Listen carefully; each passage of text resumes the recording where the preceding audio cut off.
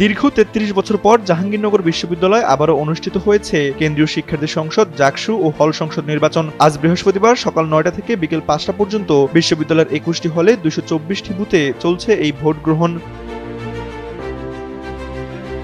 এবারে নির্বাচনে প্রতিদ্বন্দ্বিতা করছে পূর্ণাঙ্গ ও আংশিক মিলিয়ে ৮টি প্যানেল। এর মধ্যে রয়েছে ছাত্রদল সমর্থিত পূর্ণাঙ্গ প্যানেল, শিবির সমর্থিত সমন্বিত শিক্ষার্থী জোট, বাকচাষের সম্মিলিত ঐক্য ফোরাম, ছাত্র ইউনিয়নের ২টি পৃথক প্যানেল আর সঙ্গে রয়েছে ৩টি স্বতন্ত্র প্যানেল।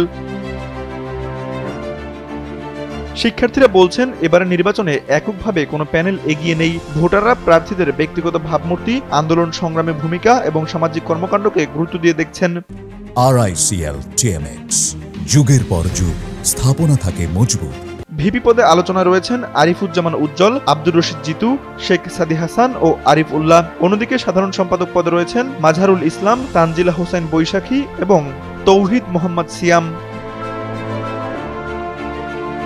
নির্বাচন ঘিরে সার্বিক প্রস্তুতি সম্পন্ন করেছে প্রশাসন। দায়িত্ব পালন করছেন প্রায় ১৫০০ পুলিশ সদস্য, বিশ্ববিদ্যালয়ের নিজস্ব নিরাপত্তা কর্মী এবং ২ জন নির্বাহী ম্যাজিস্ট্রেট। ভোট শেষে বিশেষ OMR মেশিনে গণনা করা হবে ফলাফল।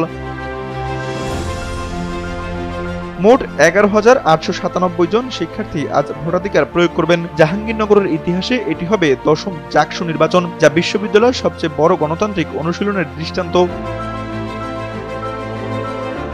প্রচারণার উচ্ছ্বাস শেষে এখন সবার দৃষ্টি ভোট কেন্দ্রে, কে নেতৃত্ব দেবে জাহাঙ্গীরনগরের শিক্ষার্থীদের। Tanvir Ahmed, NPB news.